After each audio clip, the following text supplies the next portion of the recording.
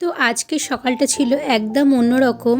আর যেদিনের ব্লগটা শেয়ার করছি সেই দিন ছিল 28শে অক্টোবর, এই অধমের বার্থডে। তো বার্থডের দিন সারাদিন কীভাবে কাটালাম চলো একটা ছোট্ট ব্লগের মাধ্যমে তোমাদের সাথে শেয়ার করি। তো দেখো সকালে উঠে স্নান সেরে কিন্তু আজকে পুজো দিয়ে নিয়েছি। আর আজকে বাবাই বলেছিল যে তুমি কোনো কাজ করবে না, সবটাই আমি করব। তো দেখো সকালবেলা উঠে কিন্তু ও স্যান্ডউইচ বানাচ্ছে আমার আর ওর জন্য। তারপর আমাকে বলল, মা তুমি আমাকে সব দেখিয়ে দাও, আমি কিন্তু আজকে তোমার জন্য পায়েস বানাবো। তো আমি বললাম যে ঠিক আছে আমিই বানাচ্ছি, তো ওর কিছুতেই হবে না। ও বললো না আমি আজকে বানাবো পায়েসটা। প্রতি বছর আমি যেগুলো করি, মানে ওর বার্থডেতে আমি যেগুলো করি, তো এবছর দেখলাম ও সেই একই জিনিসগুলো করছে আমার বার্থডেতে। তো দেখে বেশ অবাকই হলাম, আর তার সাথে আনন্দও হচ্ছিল, গর্বও হচ্ছিল। জানি না কবে এত বড় হয়ে গেল মেয়েটা। আসলে মেয়ে সন্তান তো খুব তাড়াতাড়ি কিন্তু ওরা বড় হয়ে যায়, ম্যাচিওর হয়ে যায়। ছোটোবেলা থেকেই কিন্তু সেইভাবে কোনো দিনই আমার জন্মদিন পালন হয়নি। ওই মাকে দেখতাম একটু হয়তো পায়েস করে দিত, আর তখন তত কেক কাটার ধুম ছিল না। তবে বাবি যবে থেকে বড় হয়েছে, বুঝতে শিখেছে, তবে থেকে কিন্তু প্রতি বছরই একটা ছোট কেকের অ্যারেঞ্জও করবেই। আর আগের বছর তো আমি ওই বাড়িতে গেছিলাম, মানে আমার বাবার বাড়িতে। আর সেই দিন কিন্তু বোনও এসেছিলো, বোন ভগ্নিপতি সবাই এসেছিলো। তো ওরা সবাই মিলে কিন্তু খুব সুন্দর করে আমার বার্থডে সেলিব্রেট করেছিল আগের বছরে। আর যেহেতু আমার আর আমার বাবার বার্থডে একদিন আগে পড়ে, মানে বাবার 26শে অক্টোবর আর আমার 28শে অক্টোবর, তো ম্যাক্সিমাম বছরেই কিন্তু আমি আর বাবা একসাথেই বার্থডেটা সেলিব্রেট করি। হয়তো বা বাবা কোনোবার আমার কাছে আসে বা আমি হয়তো বাবার বাড়িতে যাই, এইভাবেই কিন্তু সেলিব্রেট হয়। তবে এবছর বাবার শরীরটা খুব একটা ভালো না, আর আমিও বাবির পরীক্ষার জন্য যেতে পারিনি বাবার বাড়িতে। তো ওই জন্য আর সেইভাবে একসাথে সেলিব্রেট করা হলো না। তবে ঈশ্বরের কাছে প্রার্থনা করি বাবা তুমি ভালো থেকো, সুস্থ থেকো। আর নেক্সট বছর চেষ্টা করব আবার দুজনের একসাথে বার্থডে সেলিব্রেট করার। তো যাই হোক, এই পিঙ্ক কালারের বেডশিটটা কিন্তু মা আমাকে কিনে দিয়েছিল বার্থডে উপলক্ষে পুজোর সময় এসে।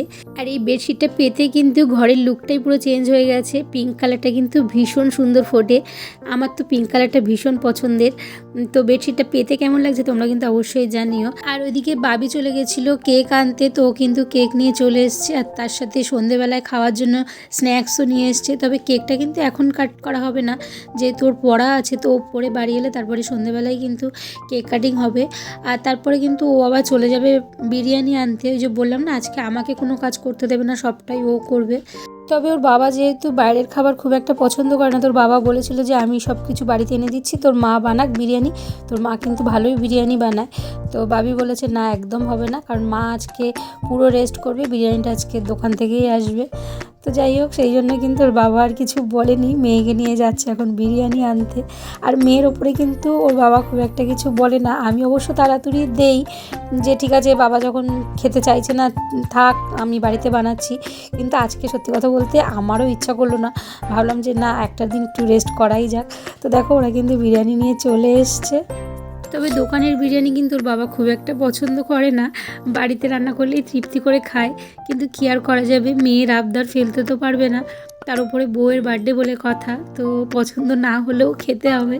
তবে আমাদের এখানে যে কটা বিরিয়ানির আউটলেট আছে তার মধ্যে মামা ভাগ্নির বিরিয়ানিটা কিন্তু ভীষণ সুন্দর করে। আমি অনেক বড় বড় জায়গার বিরিয়ানি খেয়েছি, তবে এই মামা ভাগ্নির বিরিয়ানির টেস্টটা আমার দারুণ লাগে। 9:30 বাজছে আর আমার সেট আপ তৈরি হয়নি। তো কথায় আছে না, যার বিয়ে তার সার নেই পাড়াপড়শির ঘুম নেই।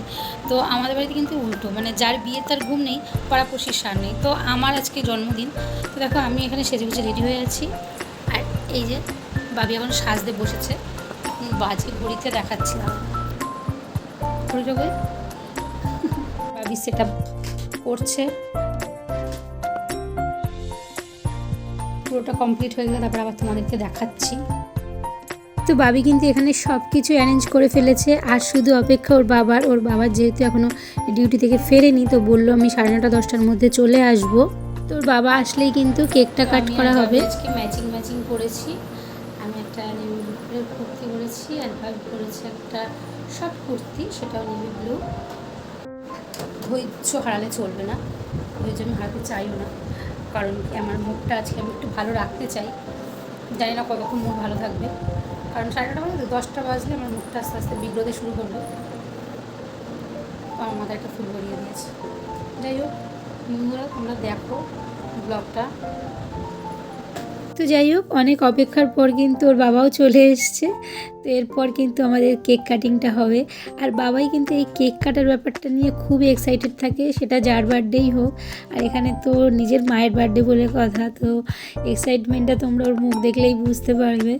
এই সময়টা কিন্তু আমি সবাইকে মিস করছি, আমার মা, বাবা, বোন, দিদি, আমার ননদ, আমার শাশুড়ি, সবাই কিন্তু আমাকে ফোনে উইশ করেছে। তো তাদের সবাইকে আরও একবার থ্যাঙ্কস। সবাই থাকলে আরও বেশি মজা হতো। আর স্পেশাল থ্যাঙ্কস জানাবো আমার বর এবং আমার মেয়েকে। তো ওদের জন্য কিন্তু আমার বার্থডেটা এত স্পেশাল হয়ে গেছে। তো যাই হোক, আজকের এই বার্থডের ব্লগটা তোমাদের কেমন লাগলো সেটা অবশ্যই কমেন্ট করে জানিও। ভালো লাগলে অবশ্যই একটা লাইক করে চ্যানেলটা সাবস্ক্রাইব করে দিও। খুব শিগগিরই আসবো অন্য একটা ব্লগ নিয়ে, আর কিছু ফটো তোমাদের সাথে শেয়ার করলাম। টাটা।